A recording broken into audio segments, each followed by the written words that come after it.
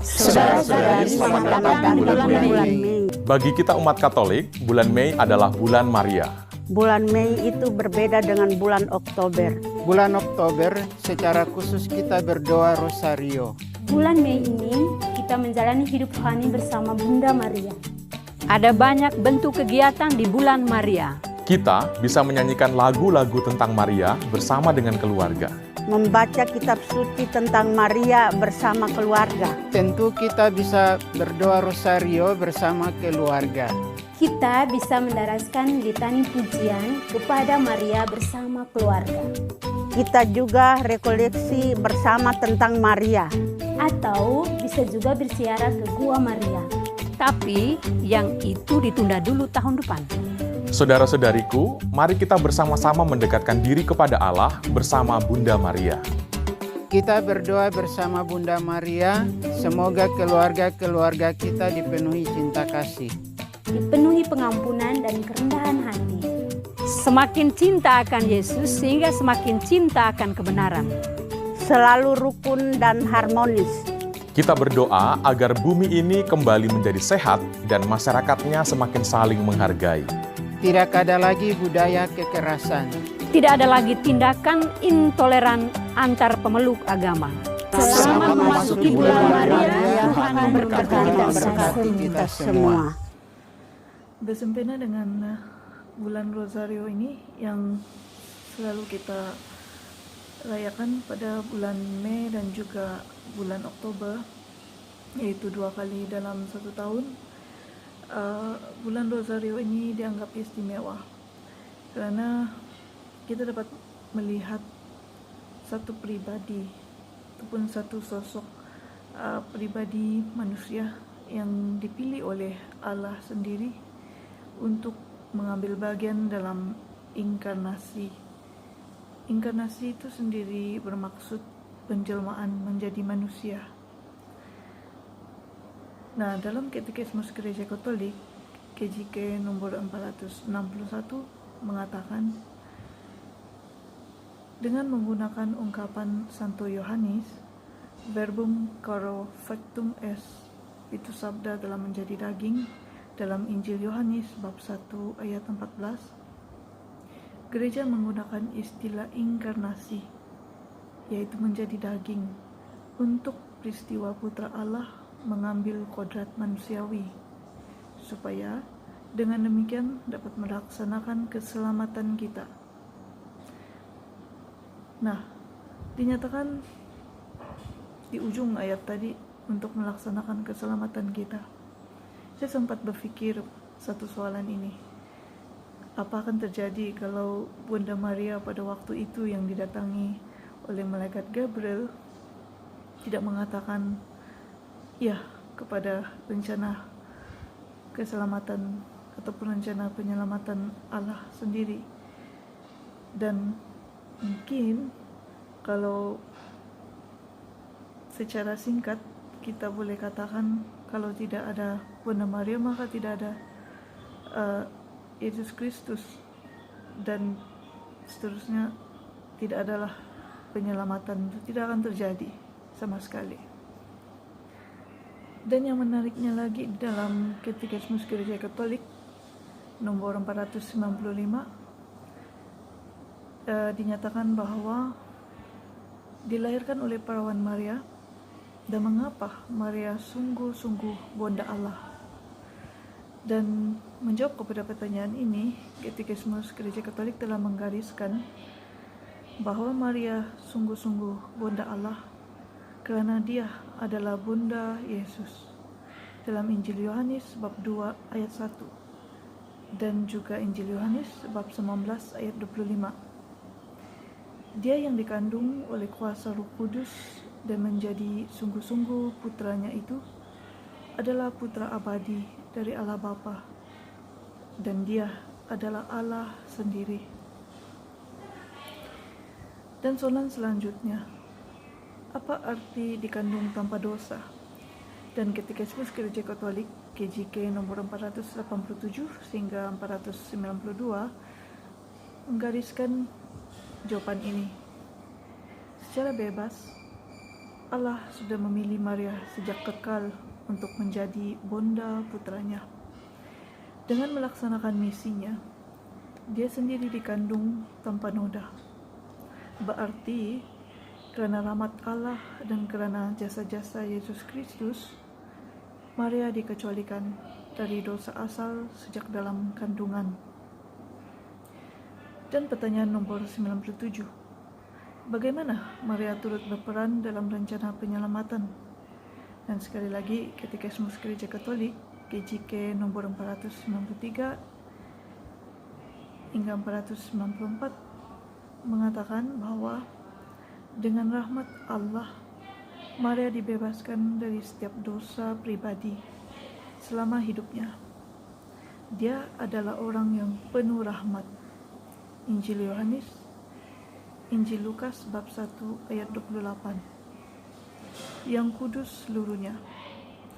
Ketika malaikat mewartakan kepadanya bahwa dia akan melahirkan anak Allah yang maha tinggi. Injil Lukas bab 1 ayat 32. Dia dengan bebas memberikan jawaban dengan ketaatan iman. Roma bab 1 ayat 5. Jadi, Maria memberikan dirinya sendiri seutuhnya kepada pribadi dan karya putranya Yesus dengan merangkul sepenuhnya kehendak ilahi menyangkut keselamatan umat manusia. Demikianlah sedikit pengenalan mengenai siapa itu Bunda Maria dan beberapa peranan Bunda Maria di dalam inkarnasi ataupun penjelmaan menjadi manusia. Nah, saya percaya semua kita mungkin mempunyai pengalaman pribadi sendiri mengenai siapa itu Bunda Maria di dalam hidup saya secara pribadi. Ada dua peristiwa yang saya dapat hubungkan atau kaitkan dengan sosok ataupun pribadi Bunda Maria ini. Yang pertama, bila saya ingat kembali peristiwa waktu saya masih kecil, kanak-kanak. Kalau dalam adik-beradik itu, kalau ada sejakan, kalau tidak bengam lepas bermain-main itu, ya pastilah ada yang akan melaporkan kepada ibu atau bapak kan.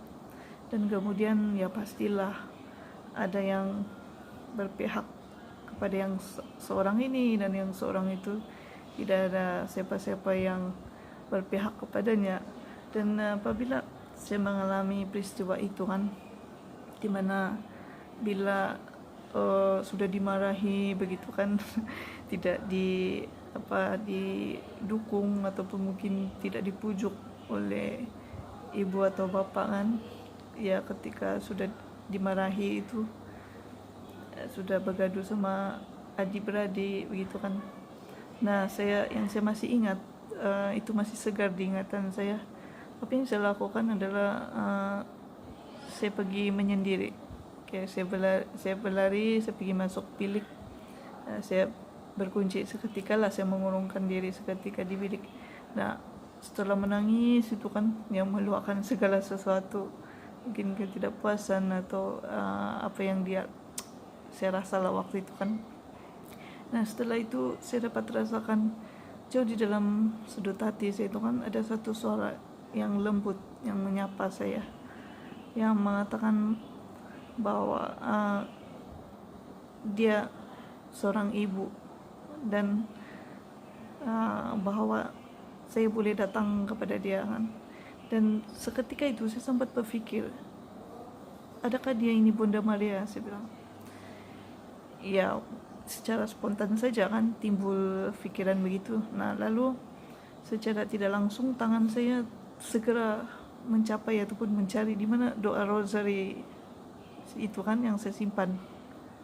Nah, setelah saya mendapat doa rosari itu, saya terus berdoa saja. Saya buat tanda salib dan kemudian saya mula doa rosari.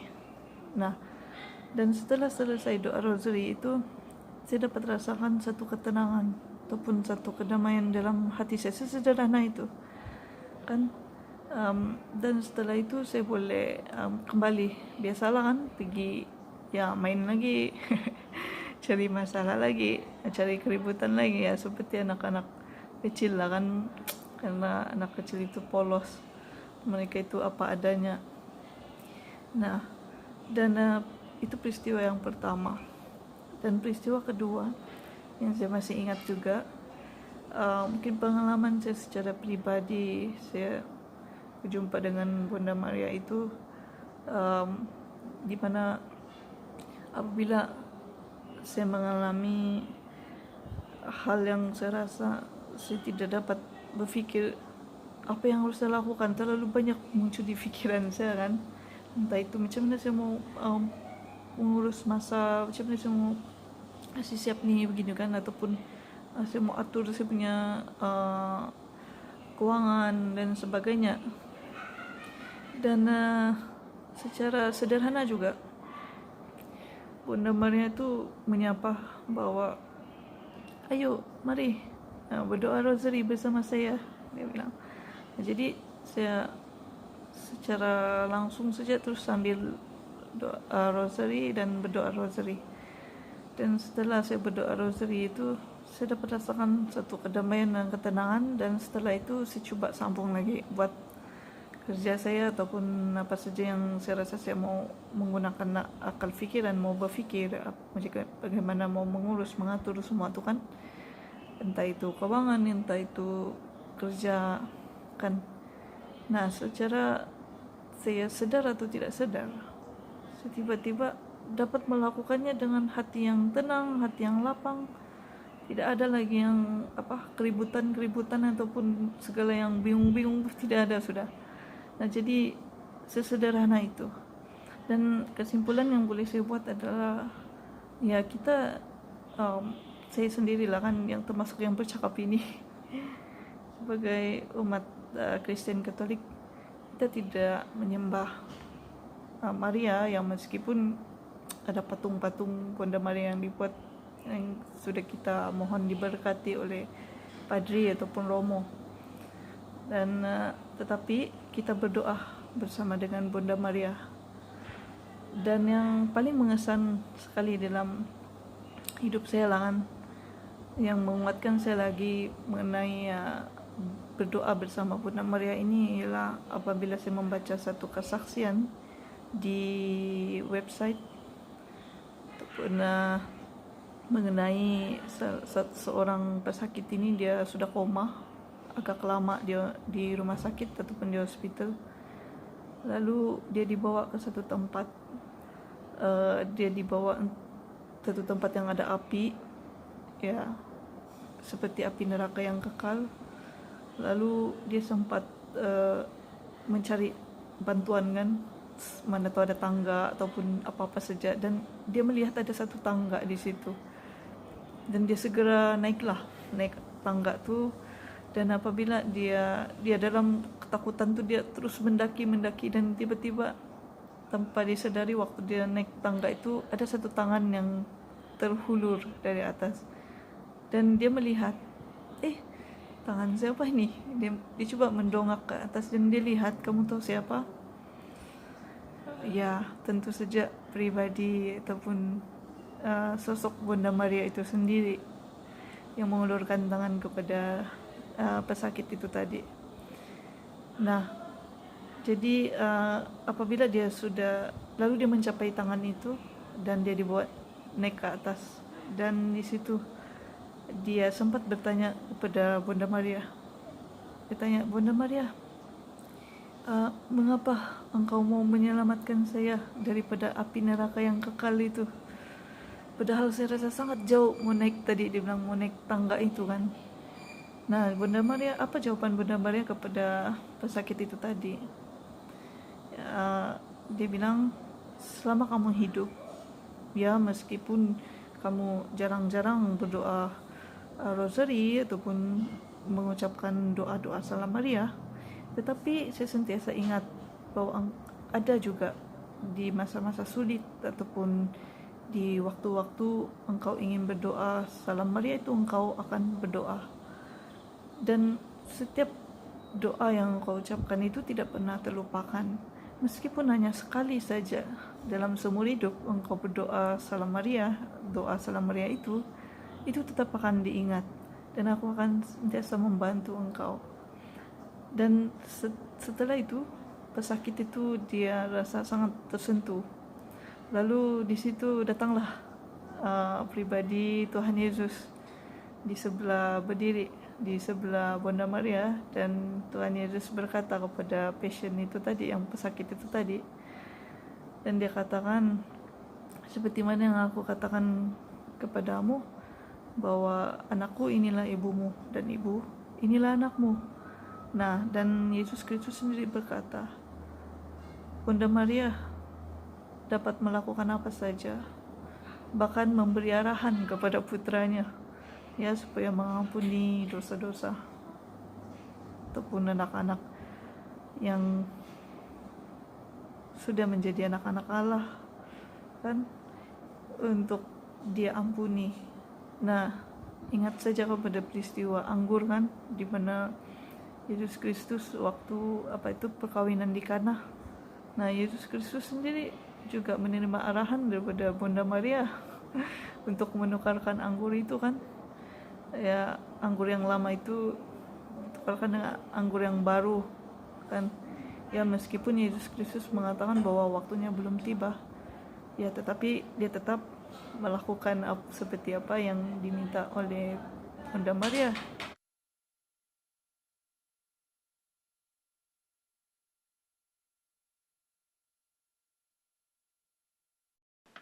하나님의 자비하온 종을 굳게 믿으며 그동안 지은 죄를 뉘우치고 사실대로 고백하세요. 고해 성사를 한 지 2개월 됐습니다. 네. 신부님, 저는 옆집 아줌마를 싫어해요. 아니 왜요? 뭐 옆집 아줌마가 교우님한테 뭐 잘못한 거 있어요? 뭐 꼭 그런 거는 아닌데 그 아줌마는 저를 화나게 만들어요. 아니 뭐 어떻게요? 남편이 공무원인데 그 아줌마는 항상 비싼 옷만 입고요. 그리고 명품을 자랑하고 아주 부자인 척해요. 그리고 자기가 제일 예쁘다고 생각하나 봐요. 그러면서 다른 사람들은 막 무시해요. 그런 걸 보면 제가 참을 수가 없어요. 어머니 막 남들 험담하고 이러는 거 예수님께서 별로 안 좋아하세요. 험담이요? 아니, 이거 사실이에요. 신부님, 제 말이 못 믿어지시면요, 지금 동네 나가서 사람들한테 한번 물어보세요.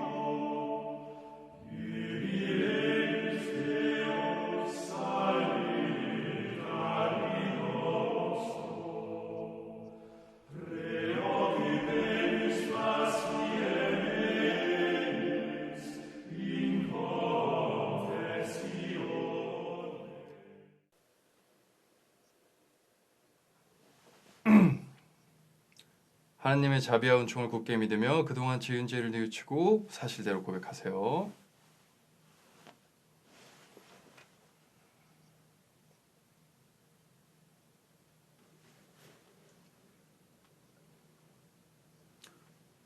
교우님, 고백하시면 됩니다.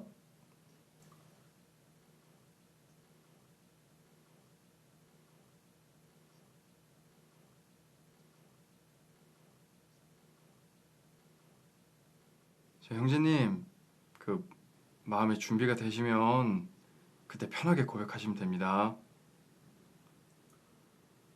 하나님께서는 정말 제 죄를 용서해 줍니까? 네, 물론이죠. 주님께서는 저희의 죄를 사하여 주시고 저희를 구원하러 오셨기 때문이죠. 아주 큰 죄를 지어도요? 네, 물론입니다. 저희가 깊이 회개한다면요. 그게 살인인데도요?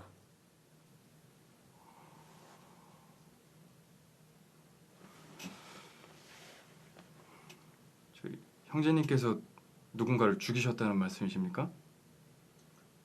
예, 제가 실수로 몇 년 전 사람을 죽였습니다.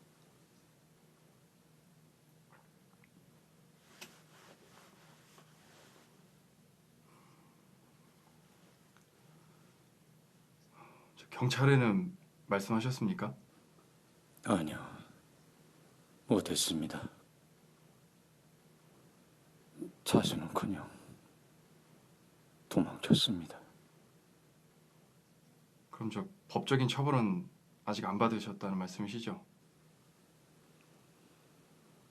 네, 감옥에 가는 게 두려워 20년을 도망쳤습니다만 정작 제 영혼은 20년간 죄의식이라는 감옥에서 살았습니다.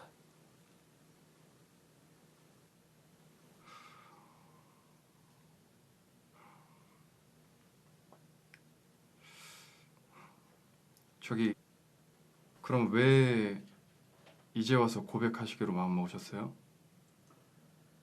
전 곧 죽습니다, 신부님.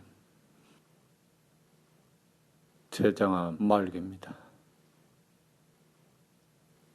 그래서 죽기 전에 하나님과 그 유가족들을 만나 용서를 빌고 싶습니다. 예, 옳으신 결정 내리셔서 정말 다행입니다. 네, 하지만 용서를 받고 구원을 받는다는 것은 죽기 전에 고해성사를 보는 것만으로는 쉽게 얻을 수 있는 게 아닙니다. 법적으로 마땅한 처벌을 받고 형제님의 죄값을 치러야 한다는 점 형제님께서도 알고 계시죠? 예, 잘 알고 있습니다. 그런데 이 사건은 공소시효가 벌써 지났습니다. 하지만 전 이 고해성사가 끝나면 경찰서에 가서 자수하고 유가족들한테 찾아가 용서를 빌고 싶습니다. 제가 어떻게 해야 되는지 제가 좀 가르쳐 주십시오. 뭐든지 다 하겠습니다.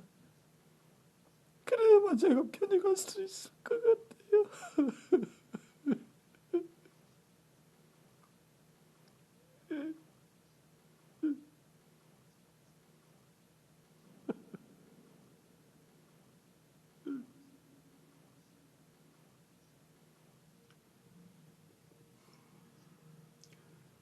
그 사건에 대해 자세하게 고백해 보시겠어요? 그 사건은 교통사고였습니다. 20년 전 교통사고입니다. 가양동에 사는 친구 생일날 술 한잔 먹고 돌아오는 길이었어요.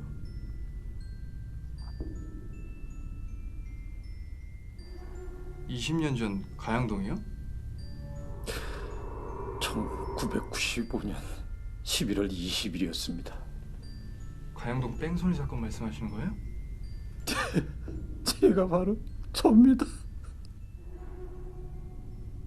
아빠 일어나라. 제가 어떻게 이 날을 잊겠습니까? 저는 하루하루 잊을 수가 없었습니다. 정말 지옥 같았습니다. 그때는 새벽에 아무도 없었습니다. 도리. 저는 술을 먹은 터라 빨리 집으로 가야 되겠다 했죠. 근데 갑자기 앞에 한 남자가 나타나는 거예요. 저는 벌써 그러니까 인도로 들어선 거예요. 그 브레이크를 잡았지만 이미 때는 늦은 겁니다.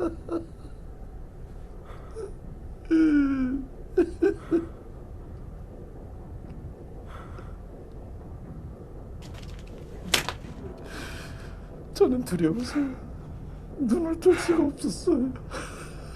정말이지.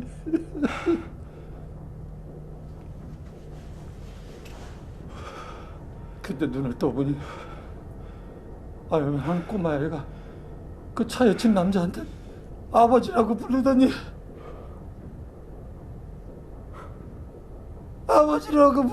저를 향해서 우리 아빠 착한 사람이에요. 살려주세요. 병원에 데려가 주세요. 아니 어떻게 신부님? 너무나 내어달래요. 우리 아빠 정말 착한 사람이에요.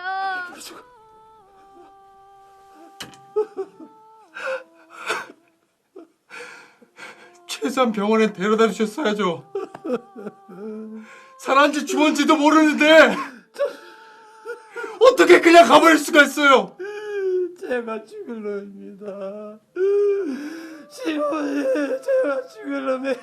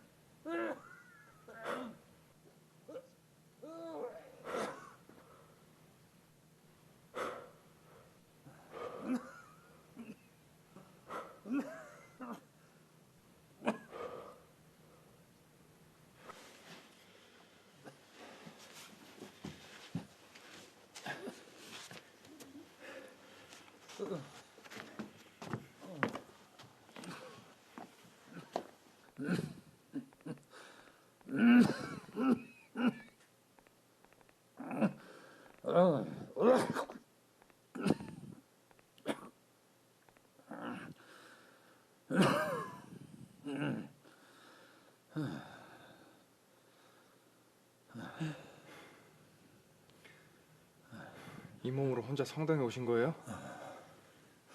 제 아들이 데려다 줬어요. 또 올 겁니다. 저를 데리러.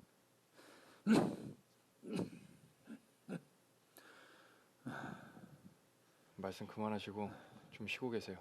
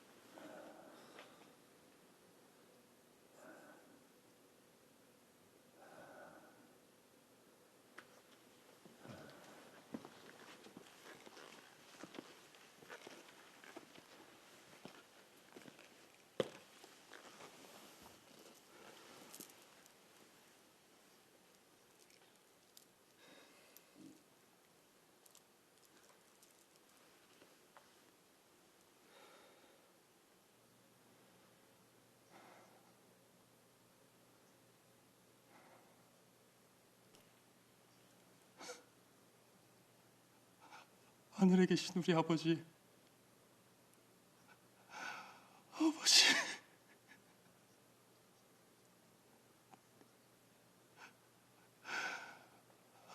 아버지 이름이 거룩히 빛나시며 아버지의 나라가 오시며 아버지의 뜻이 하늘에서와 같이 땅에서도 이루어지소서. 오늘 저희에게 일용할 양식을 주시고 저희에게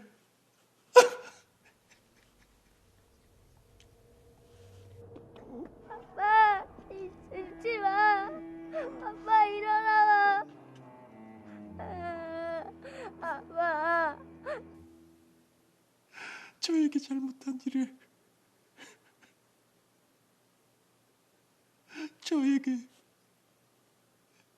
저희에게 잘못한 일을 아빠 없이 나 못 살아. 아빠 일어나봐.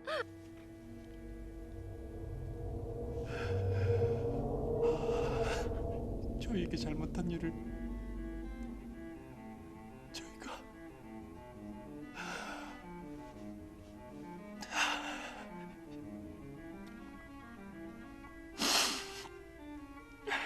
저희가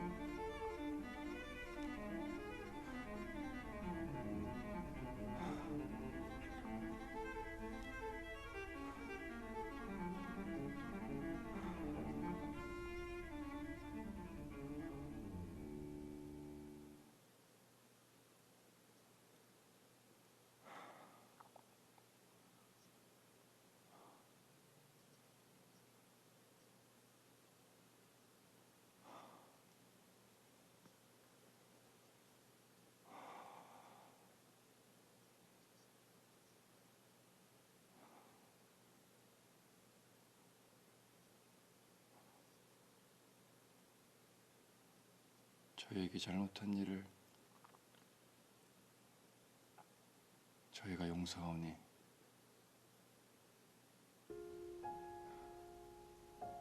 저희 죄를 용서하시고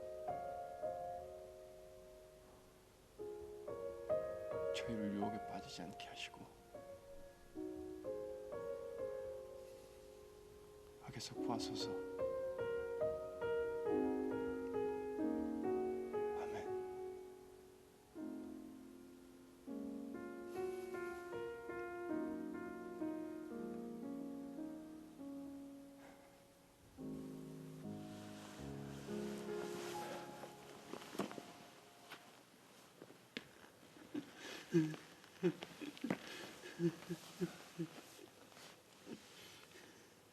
형제님, 저 진심으로 형제님 용서했습니다. 아닙니다. 아닙니다. 전 죄인입니다. 죄인이에요. 죄인입니다. 앉으세요.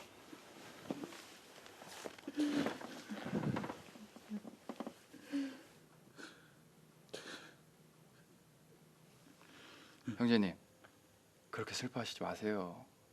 사실 저희 아버지 그 사고로 돌아가시지 않았어요. 예? 아니 그게 많이 다치시긴 했는데 병원에서 치료받으시고 금방 퇴원하셨어요. 그 사고로 돌아가시지 않았어요. 아유, 감사합니다. 하나님, 신부님 감사합니다. 제가 살인자로 20년 동안 살았지만 이제야 비로소 편히 죽을 수가 있겠어요.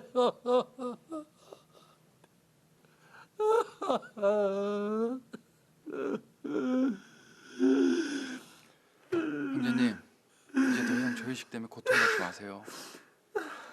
오늘 형제님께서 주님께 용서를 청했으니까 주님께서도 형제님 용서하실 거예요. 그리고 형제님, 이제부터 자기 자신을 용서하세요. 죄로부터 자유로워지시고 평안을 찾으시길 바래요. 감사합니다, 신부님. 아버지를 찾아뵙고 뭐라도 해드리고 싶습니다. 아버지를 찾아뵐 수 있을까요? 저희 아버지 3년 전에 돌아가셨어요. 다음에 제가 아버지 뵈러 가면은 그때 형제님께서 용서를 구했다는 말 꼭 전해드릴게요. 그리고 보상은 저 말고 고아들이나 몸이 아픈 이들을 위해서 선행을 베푸세요. 그게 제가 드리는 보석입니다. 나는 성부와 성자와 성령의 이름으로 이 형제의 죄를 사하나이다. 아멘. 아멘.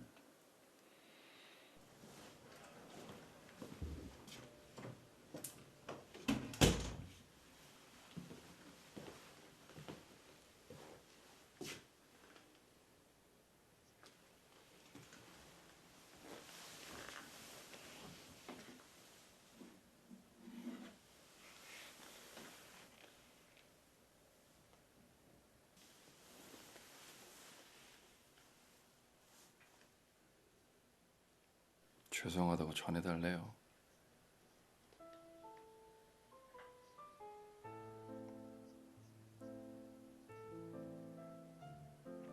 죄송해요.